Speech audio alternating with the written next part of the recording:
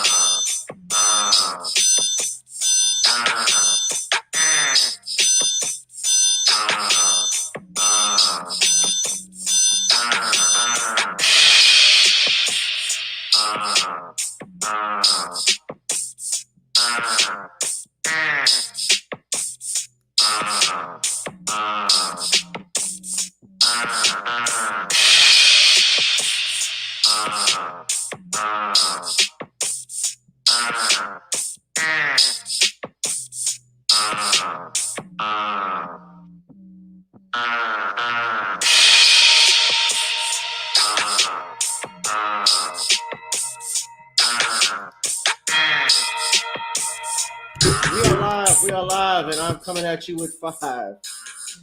We'll go ahead and get started. I love when that beat drops, everyone. Welcome to another edition of Gavin Reshaw Presents here on channel Gboot 2786. Whoever you are, wherever you are, again, I hope you are blessed and doing safe. We're going to go ahead and get right into it. You guys see exactly what's there at the bottom. Let me say this. First and foremost, I hope you all have a great weekend. Your weekend has been productive. We had a lot going on this weekend. What's up, everybody? You can see me. I'm still in the same room, same office. We had a lot going on this weekend, from graduations, from birthdays. I want to give a special shout out again because I was on the lovely Nicole Lewis's channel, Nicole's View. You guys should be subscribed to her because most of my subscribers are subscribed to her channel. We love supporting each other. She came on my show Tuesday at the last minute, had some time to come on, and I came on her show at the last minute to talk about some stuff that was going on. So that's how we support each other. Whenever we go live, when we go come with things, because I had some stuff I was going to do earlier, but I said I want to be there to support my sister and my friend. And shout out to her son, AJ Allen, little Allen. Yesterday was his 7-year-old birthday. Shout out to him. Shout out again to Janet, Miss Jackson, because I'm nasty. Her birthday is today. Miss Rhythm Nation. This was her birthday. Shout out to her. Marvelous Melvin Graham. Shout out to you, brother. Out my California brother, the film producer and director. Today was his birthday too, his 42nd birthday. So, Janet Jackson, she turned 55. That's she doesn't look it. Oh, black don't crack, as they say. And she's the youngest Jackson. So, shout out to her. Happy birthday. Hope they're really enjoying their birthdays with their families and so forth. Hope you guys are doing great. Um, but I was on Nicole's show today, and we had a very interesting conversation. So some of the stuff we have may repeat, uh, but some things are some different. I'm going to be talking about, and the main thing I want to talk about. One of the first things I want to discuss is Dunkin' Donuts customer bites more than a donut. He bit the dust, literally. So this happened. This comes out of Tampa Bay, Florida. This Dunkin' Donuts manager. We go right to the Independent for the news. Of course, they have to register in order to get the results. But this is coming from. We'll go to Fox 13 Tampa Bay for the news here. This comes out. We'll play the video right quick. But this Dunkin' Donuts employee, his name is Corey Pujols, who was a manager at the shop, got into an altercation with a 77-year-old man. The elderly customer apparently was not happy about his service and went inside uh, to complain, where he made some racial epithets towards, or made a racial epithet towards Mr. Pujos, the manager. And after daring him to say it again, the manager punched him, and the guy fell on his head and later died of his injuries. We'll go ahead and Coffee, donuts, and one deadly punch. The manager of a local Dunkin' Donut shop is now facing criminal charges. Corey Pujols is accused of causing the death of a 77-year-old customer after he punched him for the man calling him a racial slur. Well, today he asked to be released after his defense and the prosecutor both agreed to a lower bond. But as Fox 13's Gloria Gomez reports, the judge wasn't on board. This Dunkin's on 50th Street in Tampa is where people normally get their morning coffee and donut. Sadly, though, it became part of a crime scene last week. Investigators say Corey Pujols, a manager at Dunkin's, got into an altercation with a 77-year-old man. They say the elderly customer was in the drive-thru line and was upset about his service. Court records show he parked his car and took his complaint inside the donut shop. Pujols punched the victim After he repeated a racial slur, the man fell and hit his head and later died of his injuries. We're here on the defense motion to set a bond. Now Pujols is facing aggravated manslaughter of a person older than 65. He wants out of jail and today was asking for bond. Prosecutors didn't object and agreed with the defense to release him on $15,000 bond. The judge went along with it, but didn't agree with it. Far be it for me to interfere with their agreement, Mr. Pujols. It's very fortunate for you because I believe your bond should be enhanced from that, given the facts of the CRA. Yes, ma'am. Completely understood. Thank you, Judge. Gloria Gomez, Fox 13 News. We don't know if Pujols is still employed by Dunkin. If he's convicted, he could get up to 30 years in prison. All right. So that was a story from Fox 11 out in Tampa Bay, Florida. So this happened. Dozens of local recruits took an oath to serve our country at MacDill Air Force Base this morning. Okay. So aggravated manslaughter of a person over the age of 65. So he's looking at a lot of serious time with that.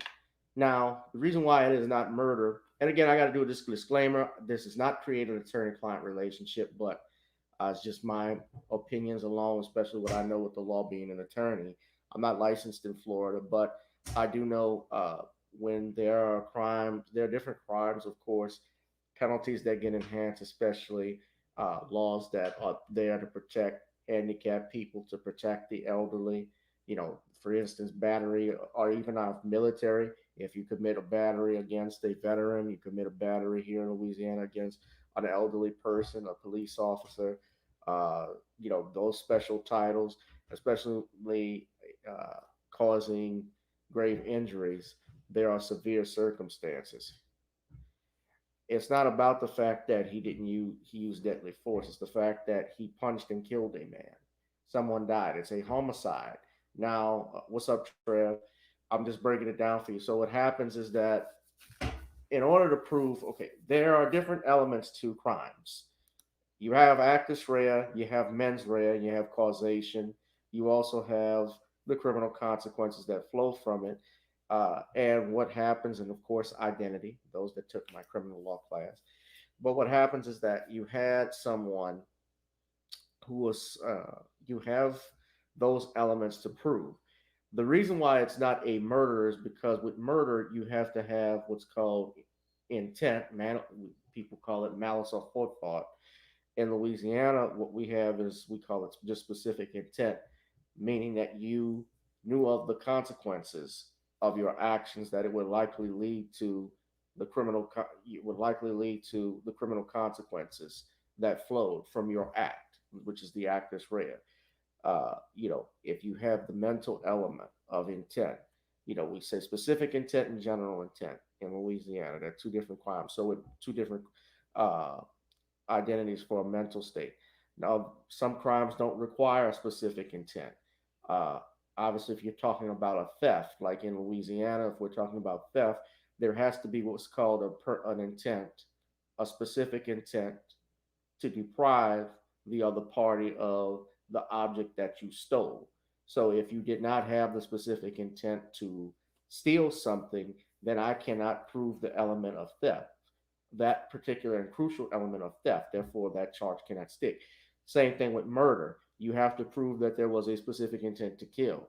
The reason why with manslaughter and why they add manslaughter in these cases in different jurisdictions is that there was a homicide that took place based off your actions, but was there a cooling off period when a provocation took place? So we have someone who came in at the store, was obviously upset about customer service and his order. And apparently this was as Sean James said, this is some type of beta male. And I'll go along with that, even though I don't know the gentleman, but you make a racial slur. I think, yeah, you kind of, especially of a fast food service, I think something's wrong with you. But you have a situation like this that takes place, and this man, obviously he's upset, makes these racial slurs, and apparently Mr. Pujols, they haven't even ID'd the gentleman the man who did this, who made the slurs. They haven't given his name. But apparently he gets upset. The man says, punches the manager says, call me that one more time. He dares him. And apparently, we don't know the slur, but I'm assuming, based off the fact that this is a black man, we all know what word he used. I think we can guess. I think we can take one big guess as to what he said. And he socks and punches him, and apparently there's damages to when he hits his head and falls, especially being elderly. It causes some type of injury, significant injury that kills him, puts him in a coma, brief coma, and kills him. He fell and hit his head, especially when you talk about elderly people. They're older. Remember what happened last year when they had protesters, like that old white man in Buffalo, and the police knocked him down, and he was hospitalized out in Buffalo. That happened. So this does not surprise me. Well, uh, the charges that stuck because they realized that there was a provocation, obviously, with him using that epithet, and they couldn't prove an intent. If they tried to charge this brother with murder, although, yes, I know they treat black men differently, I'm pretty sure they would have lost that because you have to be able to prove that he acted with malice or forethought.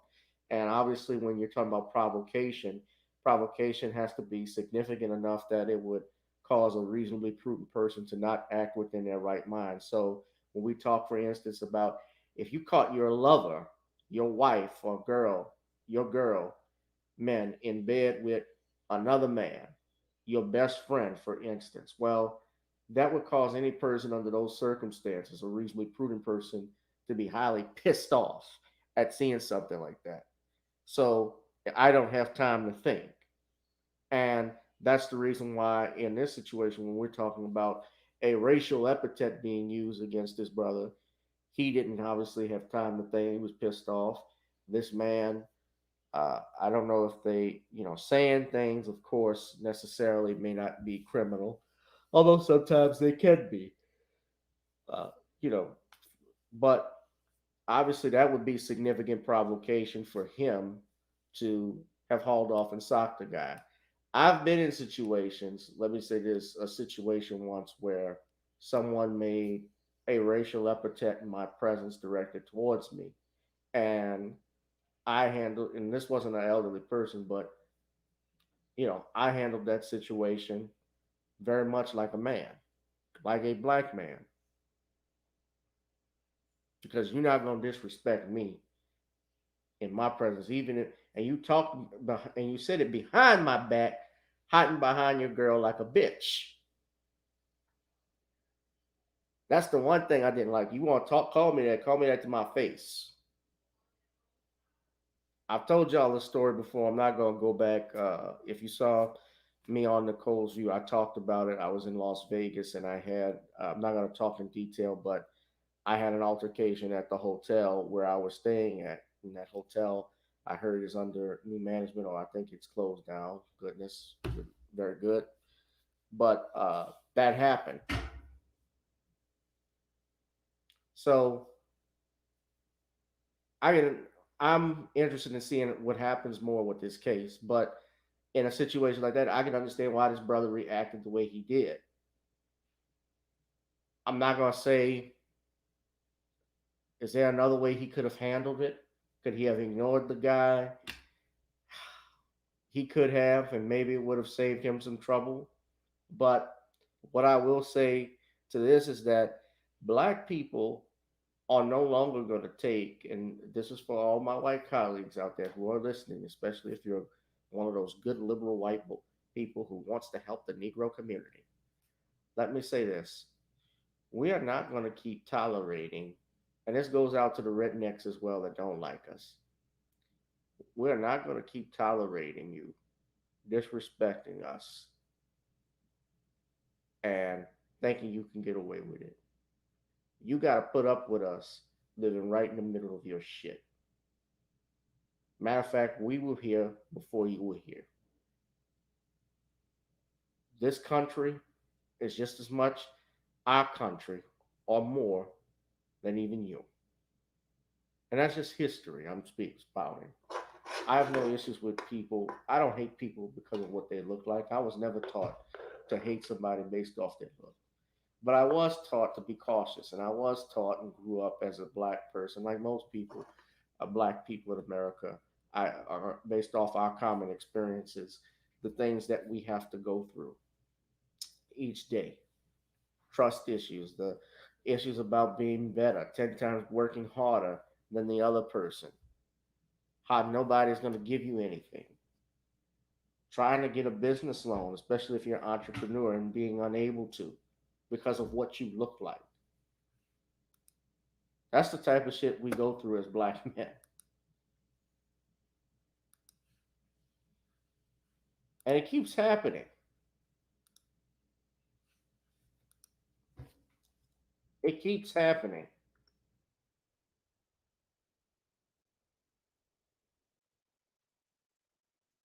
So I'm just sick of it. I don't know about y'all. I'm sick of it. I'm gonna keep monitoring this story. I think it's I think it's hella interesting to find out what will happen in the end. Of course, it may be a little while before it goes to trial, um, because there's so many things that have to happen. Like preliminary motions have to be filed. They'll definitely have to have discovery. They're going to have all of these things that take place. So we'll find out more as time goes by, what happens then. But should be interesting, what takes place. But yeah, customer he bit the big one on this one. You flip side of it, you won't call a black man a nigga anymore.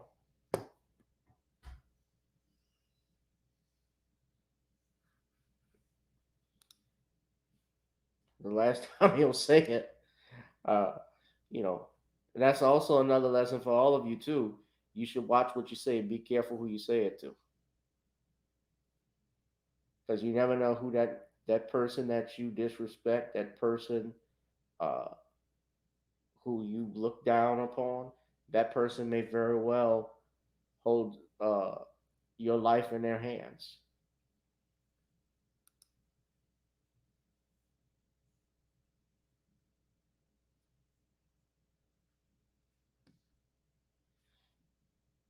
What's up, Cheryl?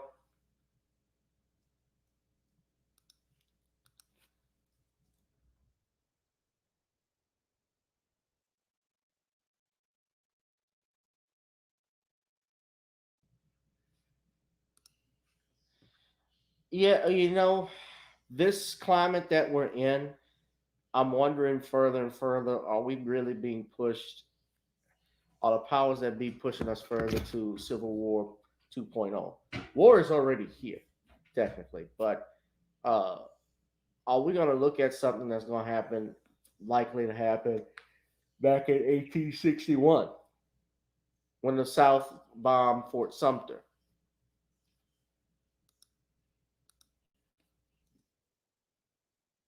Are we going to see more? Are we going to see more and more like that? Is this going to keep? Because I mean, it's already happening. It's already happening, but it's just like it keeps going over and over again.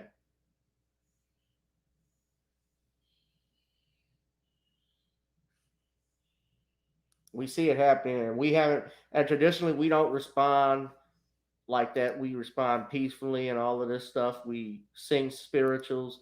We shall overcome. I don't see that. I think times are changing. This isn't 1965.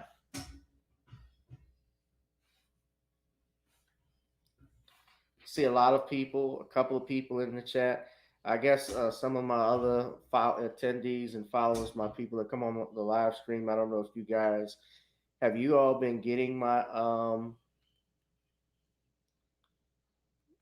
my notices when I go live. I'm just curious because I don't get I see 6 people here.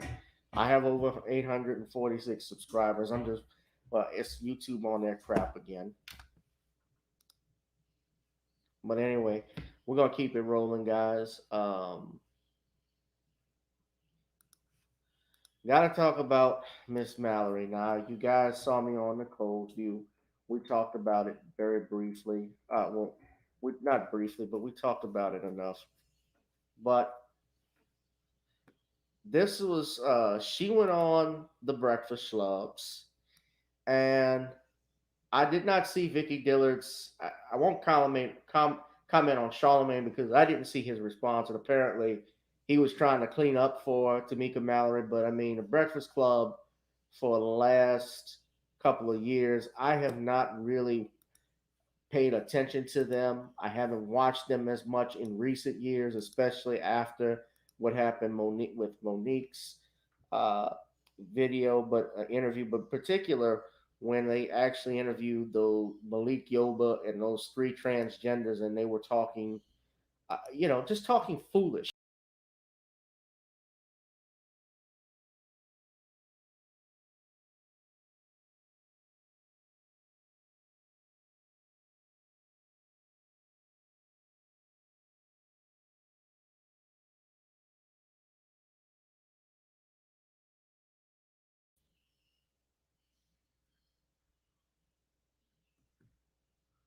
All right, I'm sorry, I cut out. We had JT up to here. Oh, you've had it up to here. Oh, yeah, we've had it up to here. Oh, most definitely.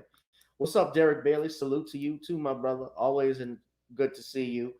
Yeah, well, what I was going to show you guys, this is from, like I said, I don't watch the Breakfast Club mainly, especially when Charlemagne had that interview. The Breakfast Club had that interview that they did with those 3 transgenders and Malik Yoba. I should say 4 because he's the other thing. But when they were talking about size gender and all of this stuff, all this foolishness, saying that straight women is talking bad about straight people. It was insane. It was bizarre. And you look no further, and you see this video. You see right in the back where the mouse is, the rainbow flag. So I know what they're talking about right there. But let me play this. This is my first time hearing this one. But there's another video of Tamika Mallory. This is when she was on the Breakfast Club. Now listen to what she says. And why did it do that? It's supposed to play. Sorry, guys. Hold on. Everybody was, Joe Biden hasn't done anything for Black people, which Dr. Umar, when he was here, that kind of sparked the conversation again. And he said some real live stuff. Like he was on point in a lot of ways. And a lot of folks were like, oh, that's right. Biden hasn't done this or that. Well, I would challenge that there has been some things done. Okay, so that's first of all. And one of them is that $5 billion is now being allotted for violence. And at the center of the conversation is Black folks, because they had Erica Ford and others at the White House sitting in the Rose Garden. And they have opened up several city agencies. And I think that's like another $10 billion that people can access in, mental health, like in healthcare and other areas. And so we as Black people have to know how to access that. And there are a number of folks that are working on grants and other things so that we can help organizations get that money. I do understand that they're like, okay, let me just stop right there. You talked about the fact that monies, this is my first time hearing this, monies that Biden has allocated to $5 billion that he's allocated. Let me say this. Number one, that money never reaches Black communities. It may reach organizations. It's just like with the My Brother's Initiative that Barack Obama enacted that was supposed to, My Brother's Keeper, that initiative that Obama had enacted back in 2014. The key to that was while it said Black people, it also said Black and brown. So that is not something indicative specifically towards Black people. And you look at this, I'm glad I got this pose up because she looks confused just by what she's saying. She's cute. She's a cutie, don't get me wrong. Tamika Mallory is fine. But What makes her an activist? I'll continue playing the rest of the video. Well, it's not just for Black people. So I get it. I get the nuance of the conversation, but let's not ignore some things that have absolutely happened. Now, when I lost my train of thought because that was good. Whatever I was No, just you were talking saying. about you was talking about the backlash from the Grammy performance. Right. Okay. Then there's this other video. Okay. Oh, I haven't seen this, but Queen Vicky Diller gave some work to her. This is the reason why you be getting criticized, sis. Because people don't know what kind of world you living in. And then people want to play victim. Stuff like he was on point in a lot of ways. And a lot of folks were like, oh, that's right. Biden hasn't done this or that. Well, I would challenge that there has been. Who Black is out here saying Joe Biden has done anything for us? What Black person is going on the record saying that today? But the bootlegs. He's done. Okay, so that's first of all. And one of them is that $5 billion is now being allotted for violence. Who's out here caping for Zaddy Joe Biden? Who is defending this fool? I don't understand, Tamika, why are you out here doing this?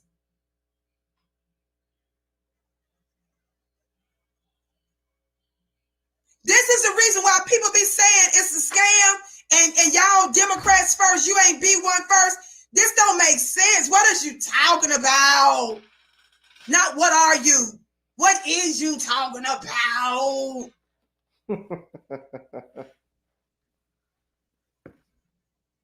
And at the center of the conversation is Black folks, because they had Erica Ford and others at the White House sitting in the Rose Garden, and they have opened up several city agencies. Because Joe Biden invite Black people to the White House, you want us to construe that as something substantive for Black people? Your mentor, the Reverend Al Sharpton, who needs to go eat, has been having access to the White House for a long time. We've got nothing done, Tamika. What are you talking about? Kamala is alleged to be Black, even though she go back and forth with whether she's all the way Asian or Black. She's the vice president. Black folk they hadn't received the level up. We had a whole Black president for almost a decade. For 8 years, nothing. Right. 8 years and got nothing out of it. Now, this is the other video I'm going to share with you all. And I'm going to show you a picture of her before. He dealt with, so he did immigration, obviously stopping this stupid wall that they're building. He dealt with the Muslim ban, getting rid of the Muslim ban. He dealt with making sure that I think 11 million people will become citizens. So he's doing things, right? How is that indicative to Black people? Listen to the answer. Okay. But with Black folks, you can't just sign something to say stop killing Black people. It's not that simple. So he did immigration, obviously stopping this stupid wall that they're building. What does that have to do with us specifically? You're mentioning and naming things that he's done. He's building this. He stopped building this stupid wall. He's going to make 11 million people immigrants, which is going to impact us. And you see, I had Nicole, when I was on Nicole's show earlier, and had some stupid Negro that was upset with me. If he's watching, you can share it with B's Love, with One's Love, whatever the fuck his name is. I'm going to go into this because that's another thing I want to talk about. People get upset when you start talking with emotions, when you start talking about, when you bring facts, when you start talking facts, people get upset because they can't take it. The stuff that I've said, I want to be clear. When I was talking about, if you listen to the broadcast, and I talked about Donald Trump being not that bad for Black people, he wasn't. He wasn't. I'm not talking about his rhetoric. I'm not talking about things he said or done in the past, like the, being sued for racial discrimination in public housing, in his housing. Of course, I've heard even from Judge Joe Brown, Dr. Randy Short. We know Dr. Randy Short and Judge are not coons. Randy Short said that was Section 8 housing. He didn't want in his apartments. I think it was Judge, if I'm not mistaken. Nevertheless, I'm not going to say that Donald Trump isn't racist. I wouldn't go that far. I remember what he did with the Central Park 5. That was awful. And the fact that he wouldn't even man up and apologize, I think that was even worse. But it doesn't surprise me because that's the type of man he is. What I'm talking about specifically, it was in terms of policies, laws. When you're talking about adding 11 million people who are in this country illegally, hear me out. What do you think? Just hear me out. Just do the math. There's over 330 million people roughly in the United States, 330 to 350 million. About 12.5% of that is Black people. So that's roughly 40 million people, Blacks, in this country.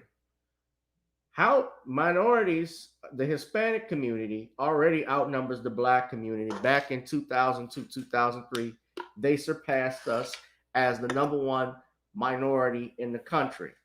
And pretty soon, they've already predicted and stated America will no longer be a majority white nation. In fact, Asian communities, and I've talked about this, the Asians will outnumber Black people, which is why they got Kamala Harris picked as vice president. She's there for a reason. That's why H-1B visas are being approved. That's why they're doing tangibles to the Asian community. There's COVID-19 hate crime bill and so forth. That's why they're doing this.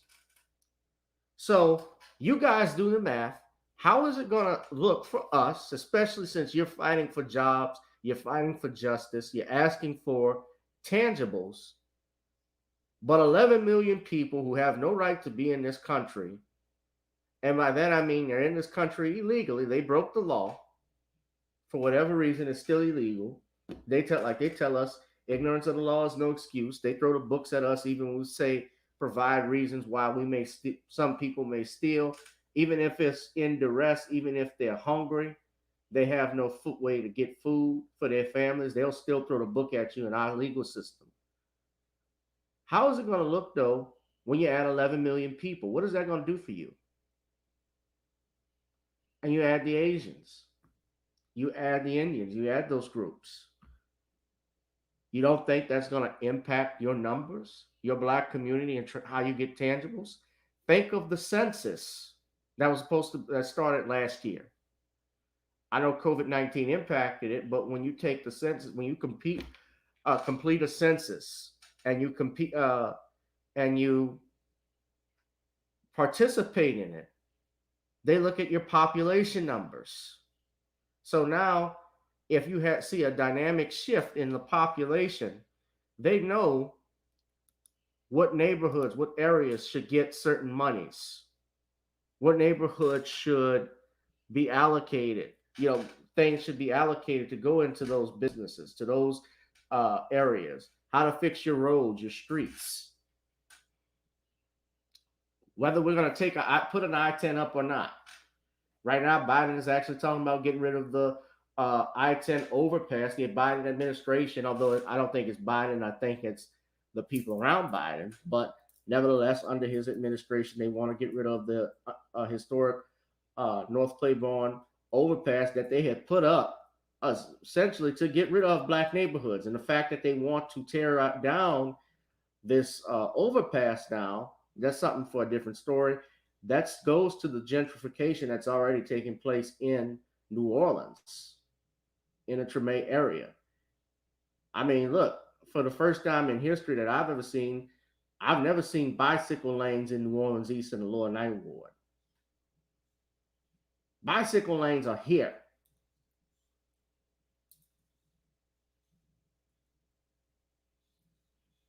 And you have Tamika Mallory.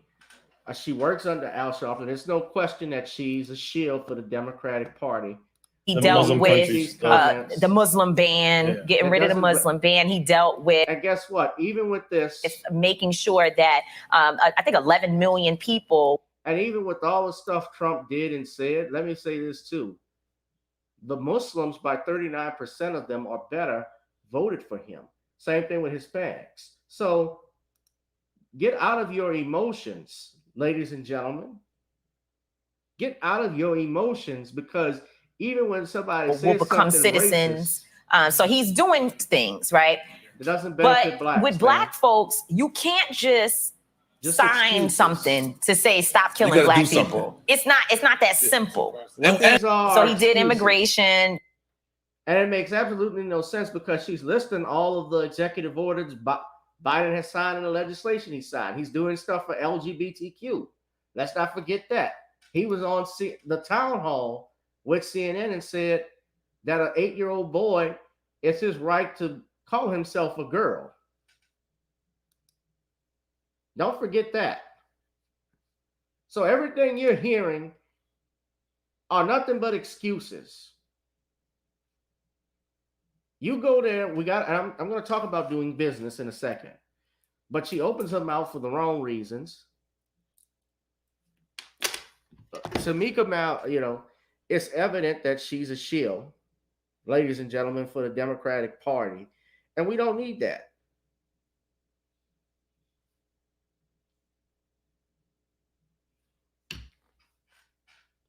We don't need that.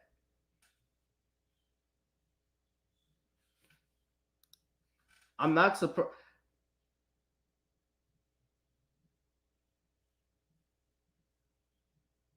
She got exposed by Tamir Rice's mother. Shout out to her, Samira Rice, I believe that's her name. Samira, excuse me, I apologize. Samira Rice. Because she saw that they were using Black Lives Matter and activists like Tamika Mallory and your Black Lives Matter like Patricia Collier's and others. They are using the black community to build up their paper. They are using the bodies of black men to further push their agendas, other people's agendas. That's why they're talking about this. Tamika Mallory actually called Cardi B an activist.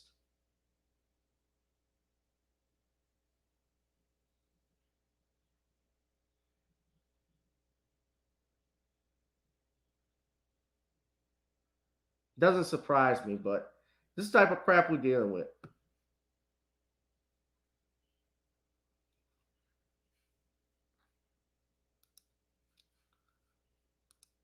I'm kind of done talking about this.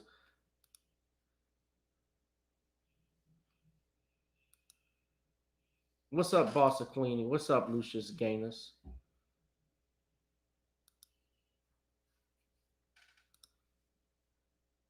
Y'all, smash up the likes. Smash up the likes. Donate to the Cash App. You see the ticker at the bottom. Gavin Reshaw, Esquire. Google Pay, gavin.grich1@gmail.com. As well as PayPal, gavin.grich1@gmail.com.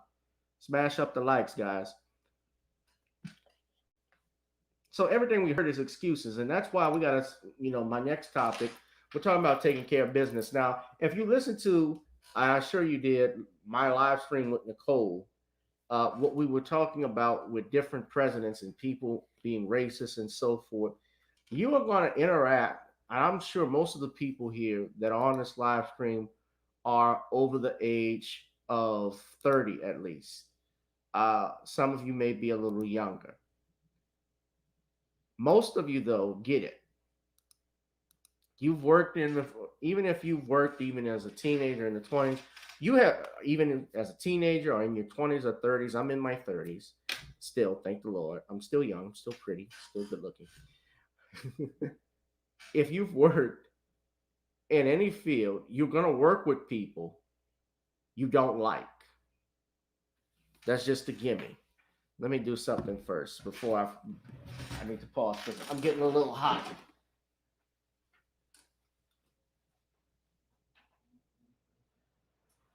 All right, I'm gonna put the fan on.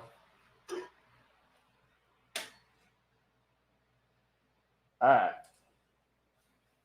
I'm hot because right now I gotta show you my little gadget. What I was able to buy too. I got a ring light for the channel, so that way you guys can see me. It's not as dark, and I can go live with things, and it's easier. So I thank you all for your contributions. Those that have contributed, I thank you all for tuning in, for helping me and supporting me. I always do. Now, what I was saying is that that's actually supposed to get a little bit better with the green screen, though it's not helping that much with the fan. But I had to put it on down. It was too hot. I'm sorry. But I'll just tell you what. Damn. Why did I move that? Y'all can hear me real good? Everybody say yeah.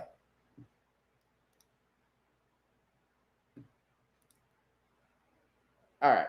So when we talk about taking care of business, and this relates to Tamika Mallory, to Patrice Colliers, to Black Lives Matter, to what I was talking about earlier with being on the code. Everybody meets and reacts with somebody that you don't like. When you go in the workplace, you're going to meet people you can't stand.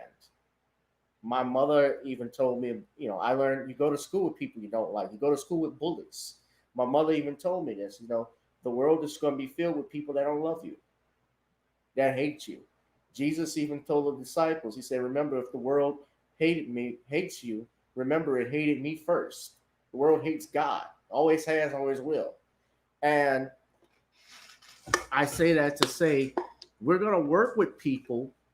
You're always going to work with people you don't like. However, if you got to push the needle forward, and that means you doing things with those people, you're going to have to do it. You go do it. There have always been racist presidents. There have always been racist governors, senators. I'm not going to give it away, but if you watch the latest Godfather of Harlem episode, I won't give it away because it comes on tonight, but you're going to see in that episode, I saw it early this morning because it was on demand. I just saw this kid, Gravity, said, doesn't Tamika look like Aunt Esther before she found you?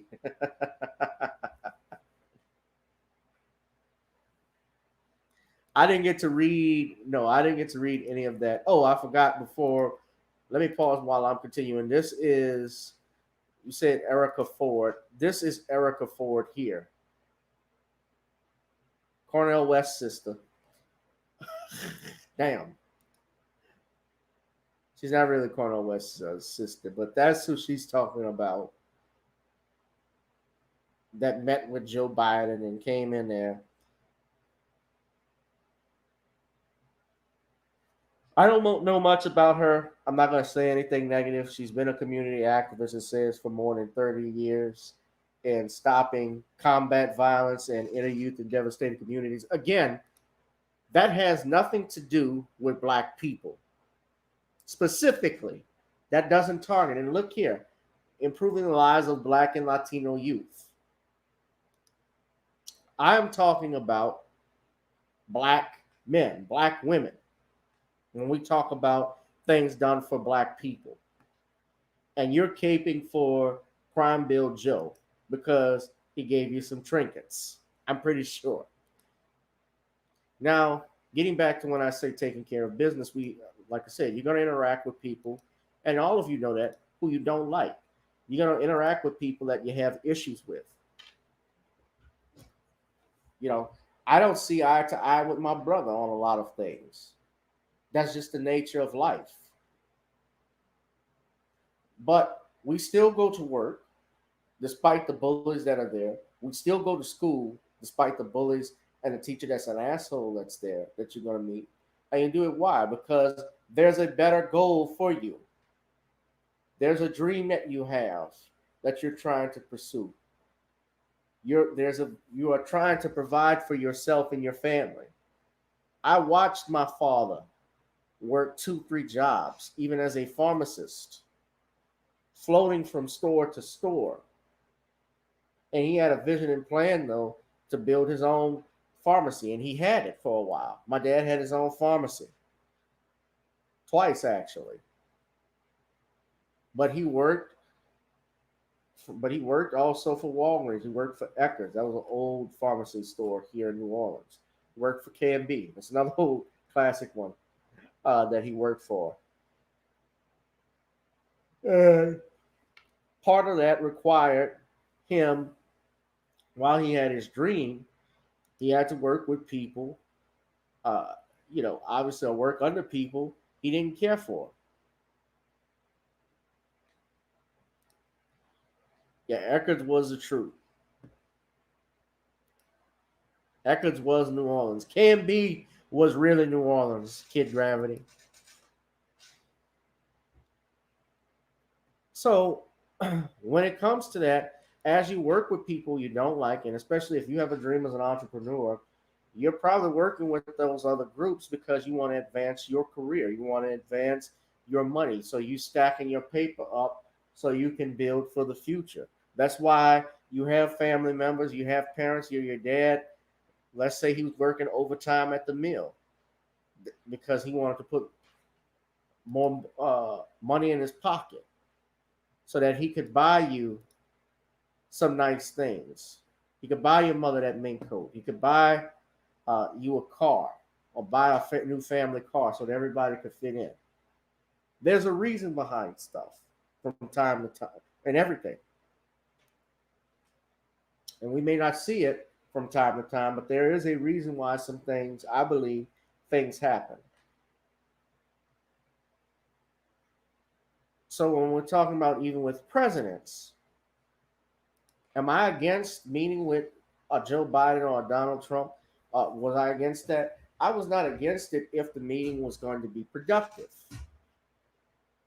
Like I say again, there are racist people. We've had 45 presidents, and all 45 of them were racist. Even the one we had, the black president we had. It was brought, I didn't know this, but I was told by someone, there's an audio recording where Barack Obama told Tom Joyner he didn't identify black is not something that's even identified at the UN. You look at the policies, though, that Barack Obama enacted, most of them did not benefit the black community. That's just real. Supporting back the Blue Lives Matter bill.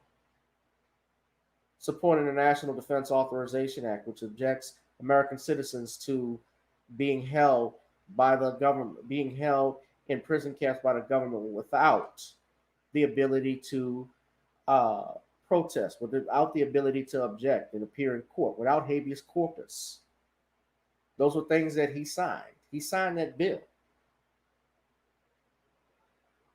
How he talked down to black men when he spoke over at Morehouse, when he spoke at the commencement for speech for Clark Atlanta University out at Clark Atlanta, and talked down to those black men. Excuse me, that was Morehouse. That was Morehouse. He talked down to them, tell them to pull up by their bootstraps. If that was said by any other president, you would be outraged.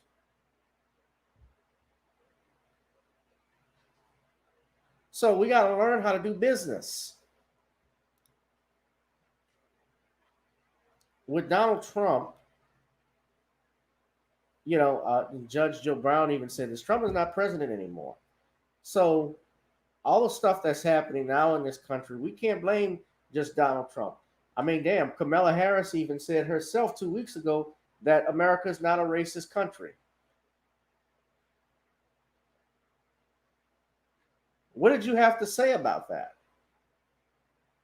What could you say when the vice president, who many people sacrificed and went to go out and vote for, told black people, you wrong for saying she's not black, the Chucks and Pearls crew, that's my sorority sister, that's my soror. We're going to go souls to the polls.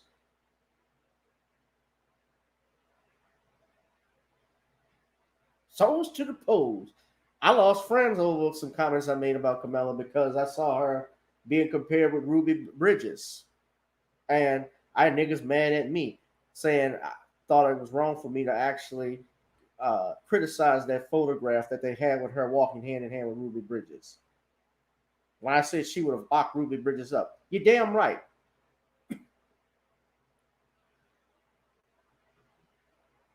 She's black when it's convenient. What do you have to say now after that? Even Malcolm X and Marcus Garvey met with the Ku Klux Klan on certain issues. The Nation of Islam, they met with the Ku Klux Klan on issues, especially in regards to segregation. They met with them because they wanted to move the needle forward. Now, yeah, nothing could happen that would be good meeting with the Ku Klux Klan, but different groups, just like you look in the Mafia, if you look in the Godfather, allies quickly became enemies. You still had in those families, those 5 families in the Italian Mafia, where you talk about Bonanno, Gambino, Colombo, the Genovese family, the Lucchese crime family, all of them worked together in some way, shape, or form, despite being enemies. They could be quickly allies as well if money was involved in particular. Hell, you look at the situation even in World War II, the United States government worked with Lucky Luciano and Albert Anastasia during World War II to make sure that the docks in New York were cleared from any Nazi spies and propaganda. Mayor Lansky actually went out and had his goons beat up the Nazis that would be protesting out there in New York. He would personally clear it out. He had his men go out and do it. So there was an uneasy alliance that was formed between the United States government and the Mafia on certain situations. And of course, remember, J. Edgar Hoover didn't acknowledge the existence of the Mafia until the late 1950s and 60s.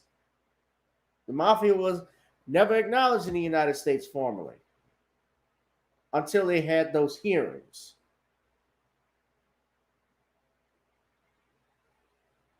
Yeah, I remember Kamala Harris was dating Montel Williams. She was Willie Brown's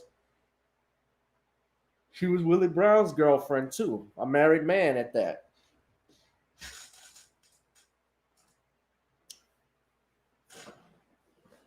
But I'm not going to talk about that. But we got to take care of business and not be so emotional when things come up.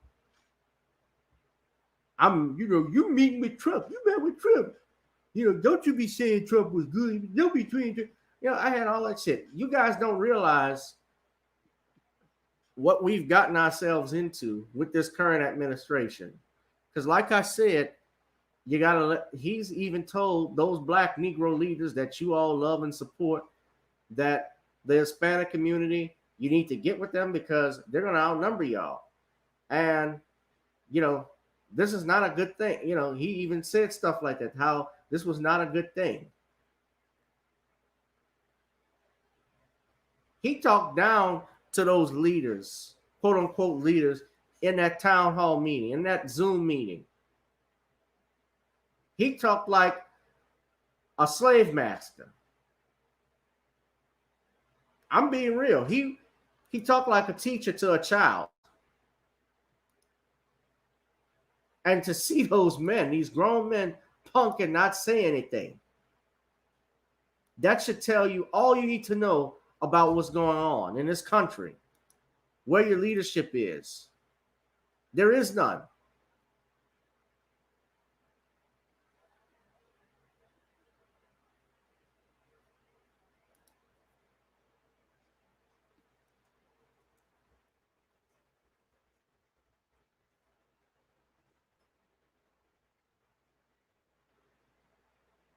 There is none.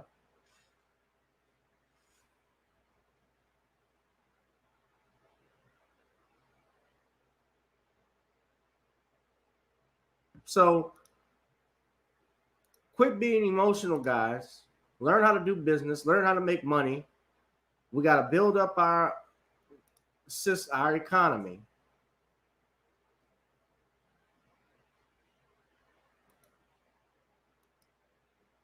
Yeah, he talked to them like kids. And these were men who were his age, 70 years old or more. I mean, you had, I think Jim Clyburn may have been in. Oh man, and y'all know Clyburn coons it up. Clyburn has been on talking about, well, police reform doesn't mean we got to get rid of quality immunity. I mean, this the same Negro. What's up, Unsunken One? This is the same Negro that actually got up and said Joe Biden was an honorary black man out in South Carolina to start off the South Carolina primaries and got Joe Biden the presidency, supposedly. Those black leaders said nothing. But I'm supposed to look at them as my heroes. Al Sharpton was there, Tamika Mallory's mentor. So that should be if that's Tamika Mallory's mentor and she's the future, you know it's screwed up. The future is not good if she's following Al Sharpton.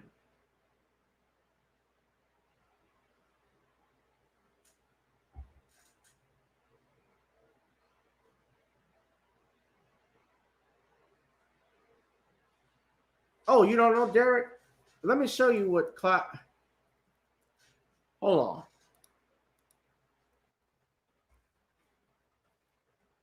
Which one are you talking about? Qualified immunity or what he said about Joe Biden being an honorary black man?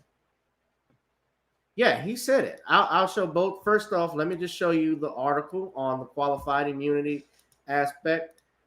This came out last week. He said Sunday that he suggested Sunday that he would be willing to support police reforming legislation, even if it did not end qualified immunity. I will never sacrifice good on the altar of perfect. I just won't do it. I know what the perfect bill will be. We have proposed that. I want to see good legislation. And I know that sometimes you have to compromise. If we don't get qualified immunity now, then we will not come back and try to get it later. We will come back and try and get it later. But I don't want to see us throw out a good bill because we can't get a perfect bill. Let me say this too about this police reformer thing. And y'all got to keep in mind, black people, we are not all criminal. All of us, of course, are not criminals. So this police reform thing necessarily while it has an impact on us, sure, it's not the only thing we need to focus on. And some states have started to go pass bills, especially since the legislature is up on ending qualified immunity. I know in Louisiana, there's a bill that went through the Senate that was actually, in the House of Representatives that actually went through. It has not gone through the formal process of being ratified by the Senate. I doubt it would be law. But that's making progress in that. Louisiana law, the House voted 53-42 for, this was my man, Ted James. I think this is Edmund Jordan's bill. Edmund, I know Edmund personally, fellow attorney. Let me see. Yeah, Edmund Jordan signed the bill.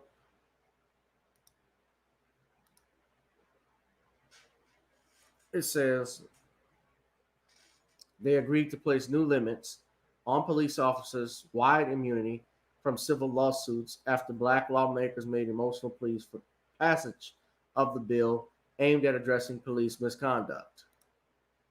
Now, y'all are not looking at that, but this is from USN. Now, I'm about to show you, for Derek's sake, the article that Biden talked about, but this about Clyburn calling Joe Biden an honorary black man, supposedly. But The House voted 53 to 42 for Jordan's bill. You see it right there. I'm going to put in the article in the link so you guys can go there. But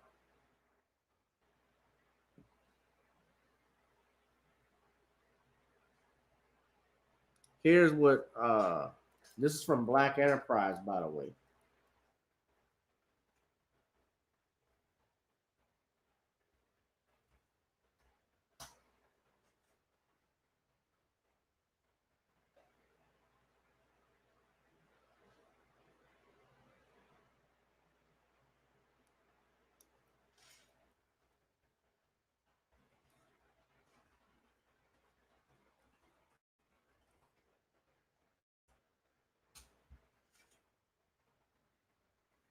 Hey, this was in here. According to Cory Booker,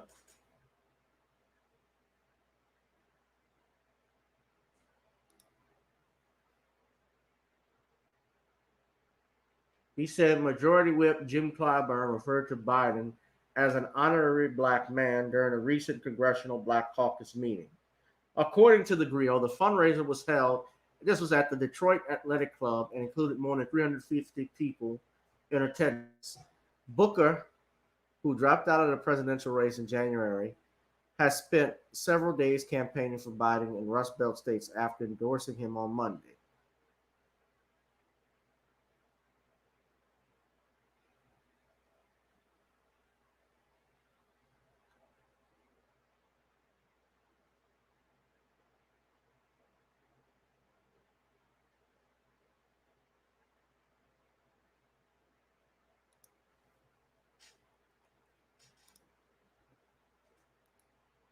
Oh, Torian Rain is in the building. What's up, Torian? But yeah, Biden said, I keep saying Biden. Clockburn said this, according to Cory Booker. There you go.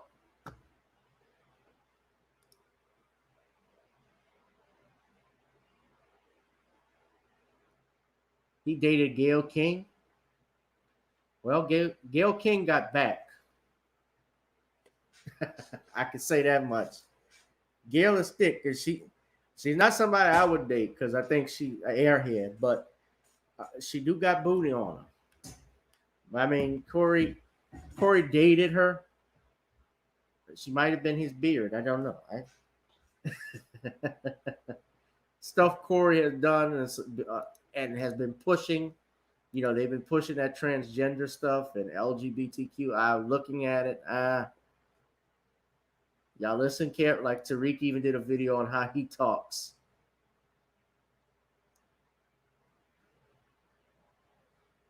Moist, and then Gayle. It's interesting you brought up Gayle King, kid, because remember today or yesterday rather, they honored Kobe Bryant. He was inducted into the Basketball Hall of Fame yesterday by his wife and daughter.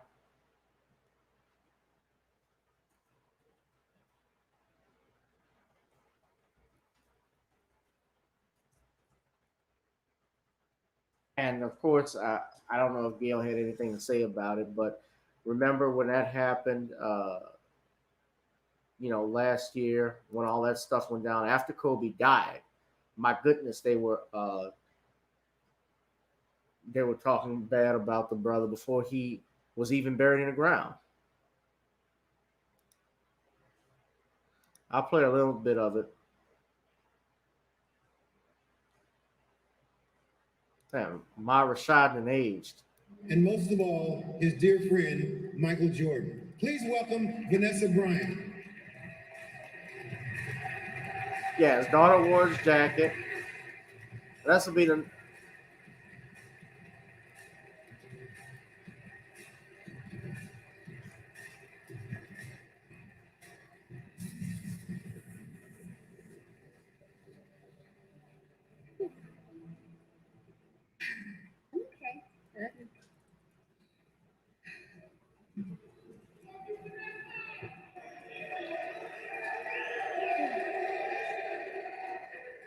This is my first time watching it.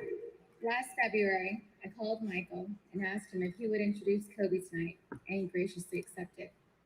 Thank you for being here, Michael.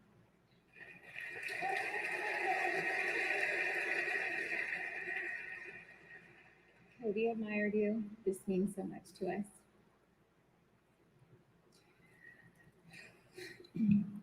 I used to always avoid praising my husband in public because I felt like he got enough praise from his fans around the world, and someone had to bring him back to reality. Right now, I'm sure he's laughing in heaven because I'm about to praise him in public for his accomplishments on one of the most public stages. I can see him now, arms folded, with a huge grin, saying, "Isn't this some shit?"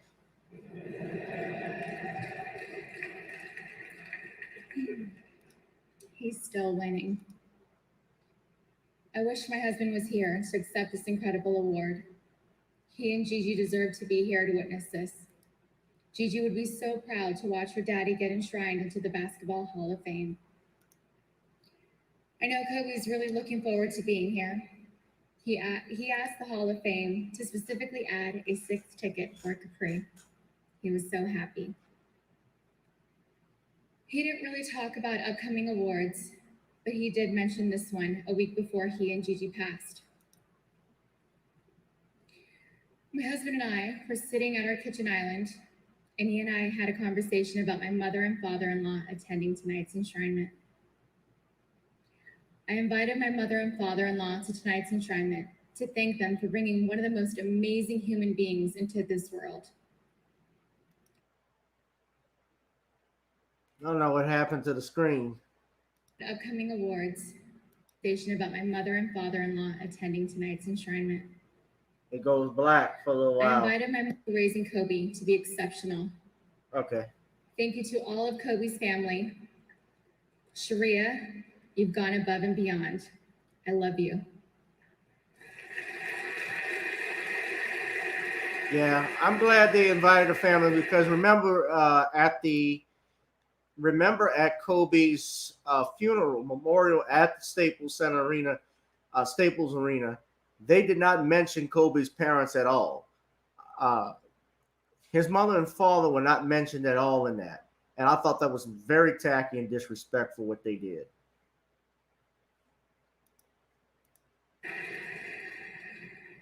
There will never be anyone like Kobe. Kobe was one of a kind. He was special. He was humble, off the court, but bigger than life. To all of our close friends and family that have been present for my girls and I, thank you. That list is long and it takes a village, but know that your kindness and love does not go unappreciated. I know that Kobe is thankful that you're all coming through for his girls. We love you all and are forever grateful for you. If my husband were here tonight, he would have a long list of people to thank that helped inspire him and equip him to be in the Hall of Fame. Family, friends, mentors, the Lakers, teammates, muses, and opponents. This is one of the many hard parts about not having him here. At the risk of leaving anyone out, I can only say thank you. To all those who helped him get here, you know who you are, and I thank you on his behalf. I love you.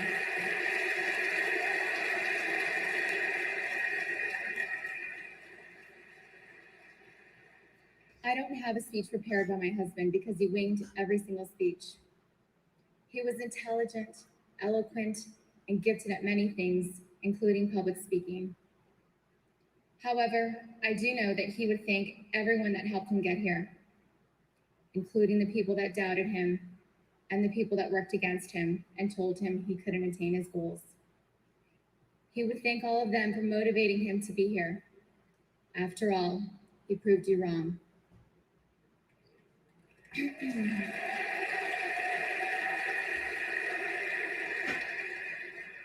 All All of the athletes that accept a Hall of Fame award share the fact that they have to sacrifice a part of their lives to dedicate more time to their craft. It takes a lot of self-drive, dedication, and discipline. No one can take away from their own success.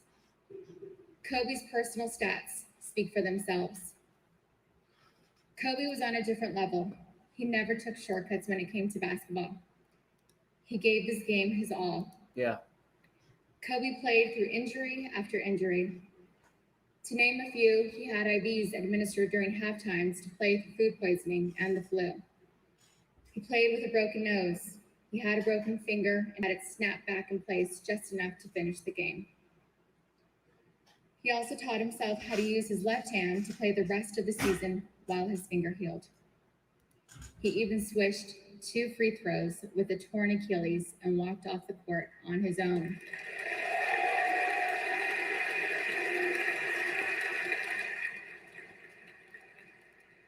Oh my Lord, on second one. I knew it was bad. The crowd was cheering, bad. and I was reassuring Natalia and Gianna that Daddy would be okay, just like any other injury. Too many. I'm sure there are a few. The tunnel, there was no wink, and there was no kiss blown my way. I could see the concerned look on his face. That injury was big, but his comeback from that injury was bigger. I must say she's doing a good job. She's holding on strong. People don't know this, but one of the reasons my husband played through injuries and pain was because he said he remembered being a little kid, sitting in the nosebleeds with his dad to watch his favorite player play.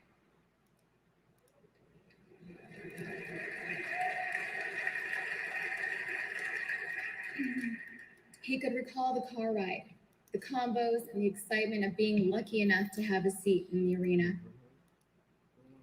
Kobe didn't want to disappoint his fans, especially the ones in the 300 sections that saved up to watch him play, the kids with the same excitement he once had.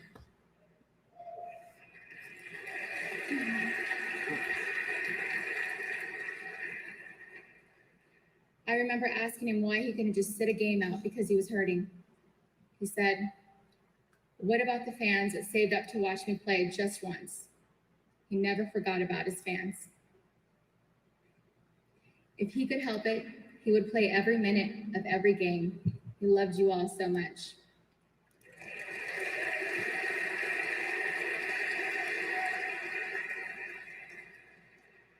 Kobe had many accomplishments. 5-time NBA champion, 5-time New York Times bestselling author, 18-time All-Star, a league MVP and 2-time Finals MVP, 2-time Olympic gold medal winner. He is also the first professional athlete to win an Oscar.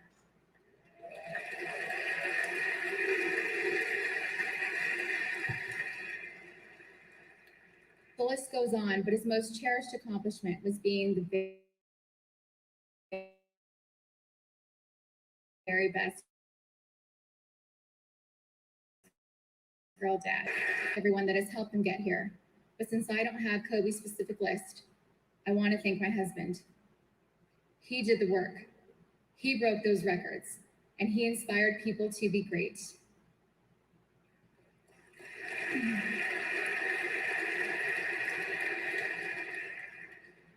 I want to thank him for somehow finding ways to dedicate time to not only being an incredible athlete, a visionary entrepreneur, and storyteller, but for also being an amazing family man.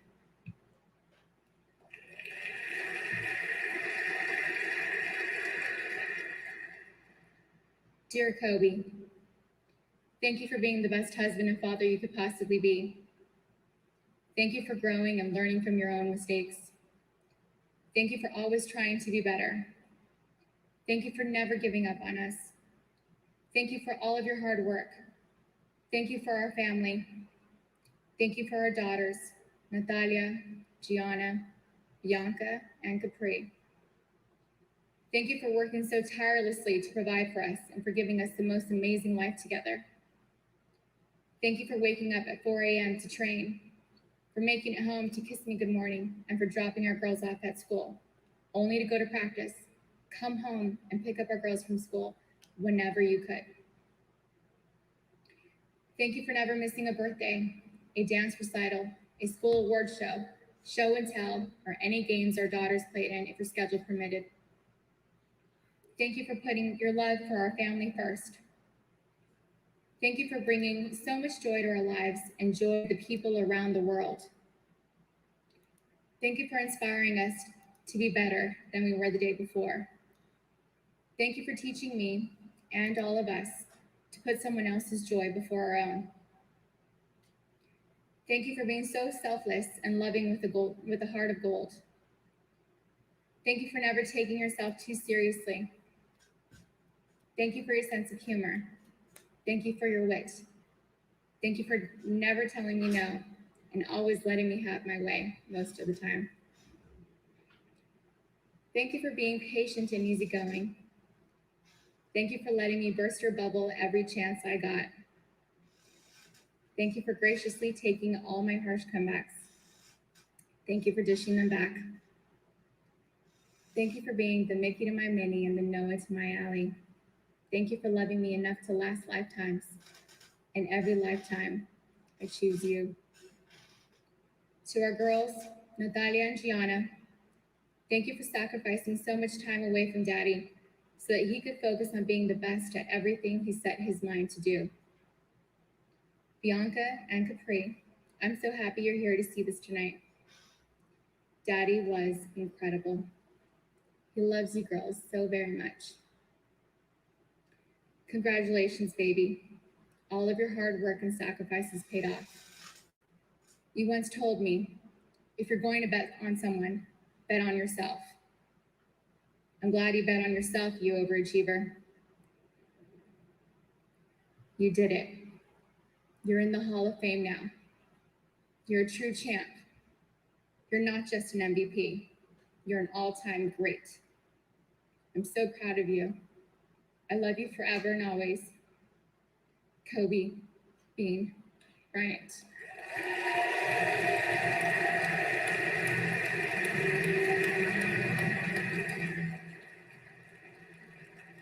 All right, that was the Naismith Memorial Basketball Hall of Fame class of 2020.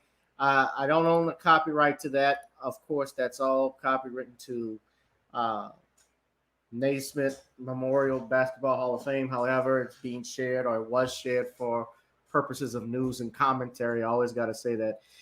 No, it didn't feel like she penned the speech.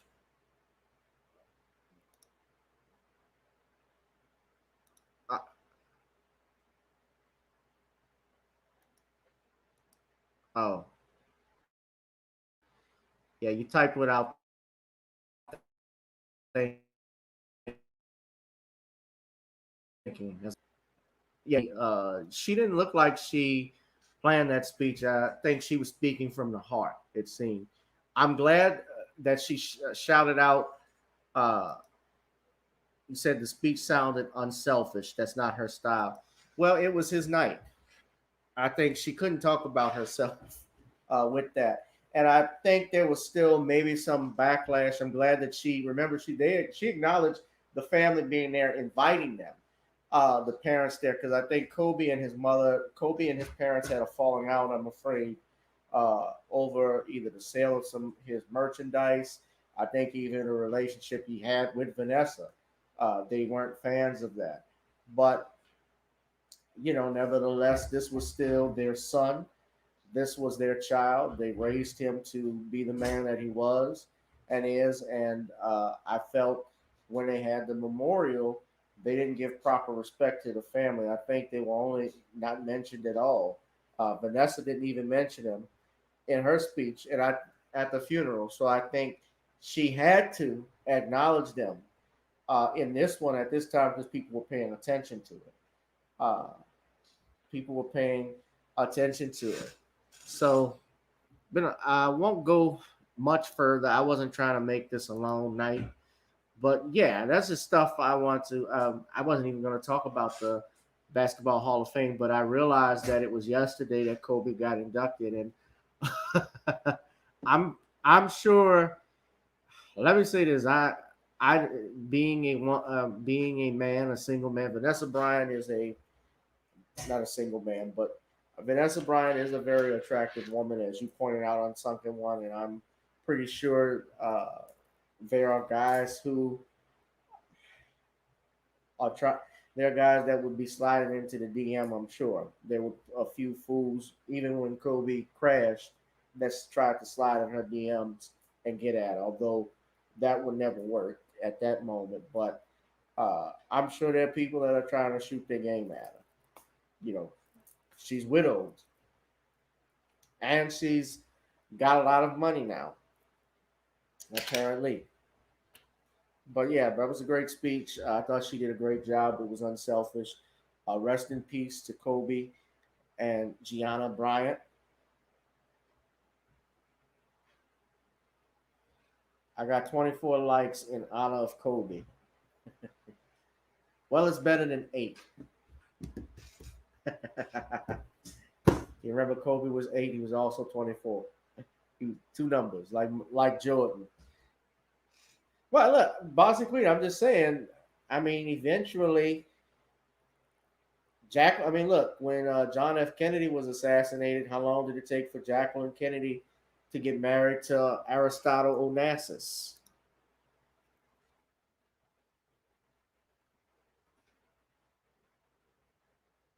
I don't think much long. I think she got married like 5 years later to it.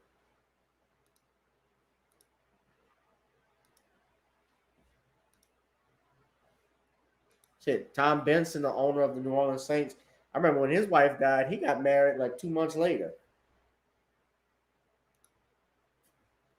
When his first wife died, they got married like 2-3 months later. The second wife is the one who owns the team now, Gail Benson.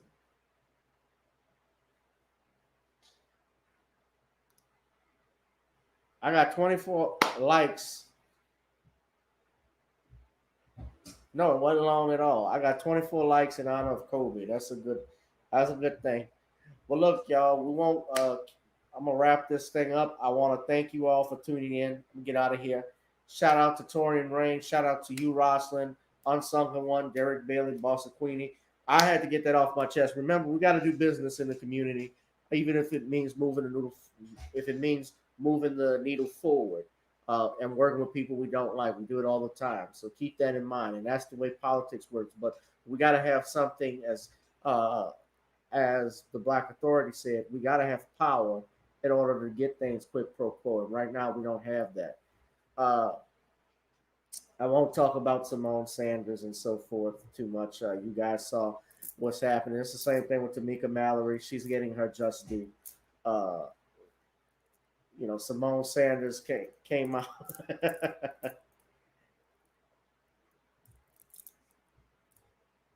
God, the woman, Unsunken One, man, I can't stand you.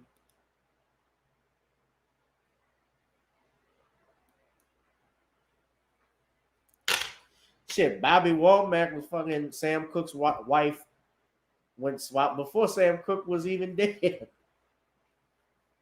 He was messing with Sam Cooke's wife and daughter. He came to the funeral with Sam's wife on his arm wearing Sam's jewelry and clothes. I can't understand it. I can't understand it. But that slowed down what Bobby Womack did, and Bobby Womack got his ass whipped by Sam's brothers. Matter of fact, he was even messing with Sam Cooke's daughter too. And then Sam Cooke's daughter married his brother. So that Cecil. So they're all crazy.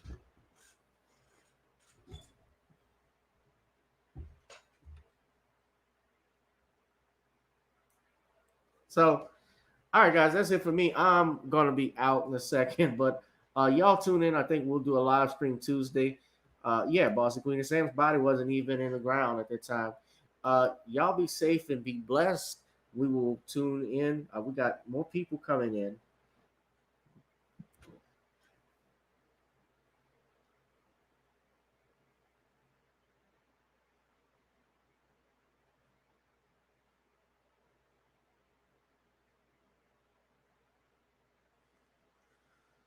I can't understand it. I can't understand it. If you think you're lonely now, wait until I'm with your wife, girl. I feel lonely. If you think you're lonely now, wait until your husband goes. I know you got me in this business. Now I'm about to give your wife the business.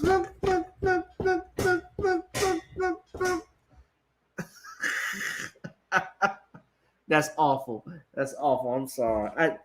Y'all got me started with this. You got me started on something wrong with this. I'm gonna stop. But no, Bobby was on drugs, more than likely. A lot of those guys were on drugs.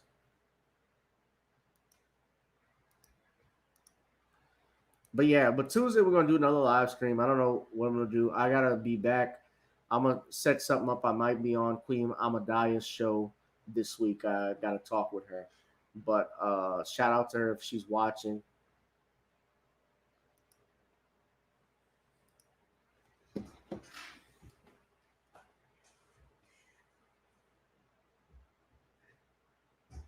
I'll wait until you're lonely now. Wait until tonight, girl.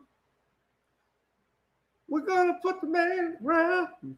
And while I'm fooling around, just make sure the will is in your name.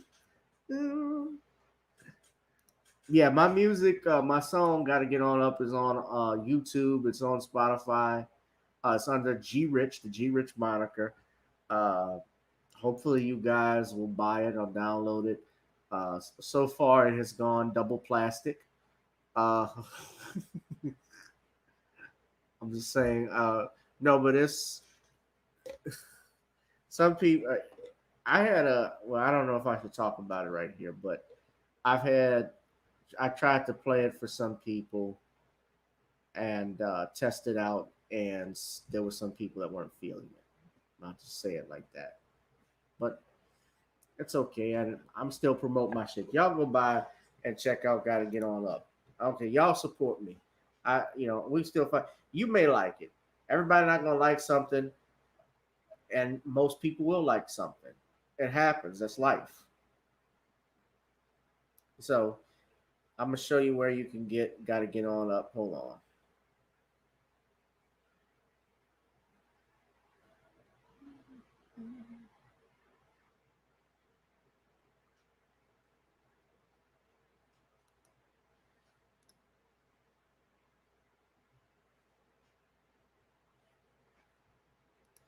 I see Northern Belle. There you go, Lamiko. It's on iTunes, Spotify, and Apple. Gotta Get On Up. Thank you, brother. I appreciate it. That's right. F the haters. F them. They're sitting up there listening to old Bobby Blue Womack and Bluebell Band, whatever that stuff, that old, y'all know what I'm talking about, that hole in the wall music that they be playing. I got my last $2. I'm gonna spend on the blues, all that stuff. Take your country ass home. It's all right. If you don't know what to do with yourself, take your drunken ass home. Okay, so now I got 25 likes. I should have ended it with 24 because that would have been cool to end on that note with Kobe Bryant. But Lil Milton, who else? ZZ Hill, Down Home Blue. I like some of it too. That 1984 blues music. Remember them old infomercials that used to come on at night? That had that gave IOUs. How about Big Al Carson? He just died last year. Play one song, one too many. Now I got no dimes, not even pennies. We're going home. That stuff, yeah. Take your drunken ass home. It's all right. If you don't know what to do yourself, just take your drunken ass home. It's all right. It's all right. Hello. Yeah, that's all the stuff they listen to down there. So you know what? Fuck it. They can take it. I got y'all to support me. That's the people make me. You make me. I appreciate it. I love y'all. What's up, Talking and Grubbing? The Bobby Bluebell Band and them. Johnny Taylor. Soul Heaven. The Soul Heaven. I ought to make a comedy. You know what? I got to do some comedy skits too. I'm going to be doing that soon. Would y'all like to see that? Give me a thumbs up. I'm gonna start doing some comedy sketches that's gonna be coming up. Definitely the next month or two. I'm gonna be doing some stuff. We're gonna work on that. But come on, guys, let me get out of here. I'm gonna tune into Tariq Nasheed in a second. But let's get out of here. If y'all don't know what to do with yourself, take your drunken ass home. It's all right. Yeah. It's all yeah. It's all right. Time to take your drunken ass home. It's all right. If you don't know what to do with yourself, take your drunken ass home. Yeah.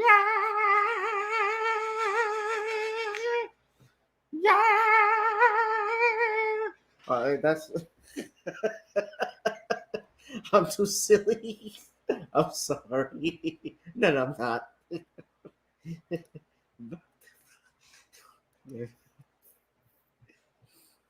What if they did a version for Star Wars? I'm going to see 3PO on my bitch mode. I told her to D2. I'm going to get that bitch 3PO. I don't know anything. He owed me 1,000 Falcons and a Millennium or two. I can't think of nothing else.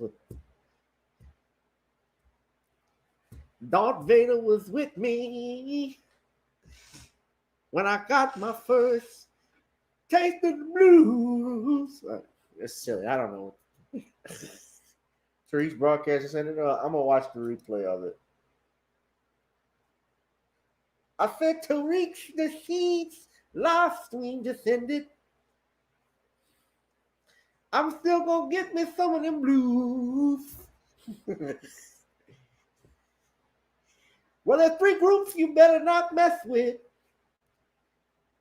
The Beehive, the LGBTQ, and the Jews. You better not mess with them. You're going to lose everything. You're going to lose everything. Lando Calrissian. He could have been a badass blues singer too. Ow. I said Lando Calrissian. He could have been a badass blues singer too. No. But they made him fall in love with an android in the last movie. He went from Brian Stone to Brian Stone in a day or two. Ow. Come on, baby, let's hit it.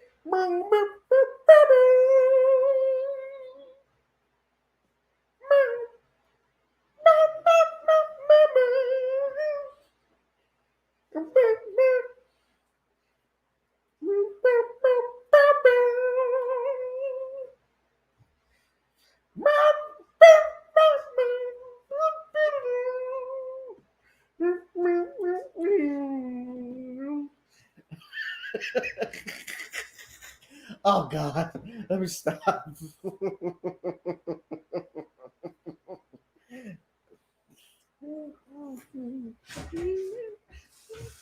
All right. Good night, guys. I love you. Peace and bless. Peace out.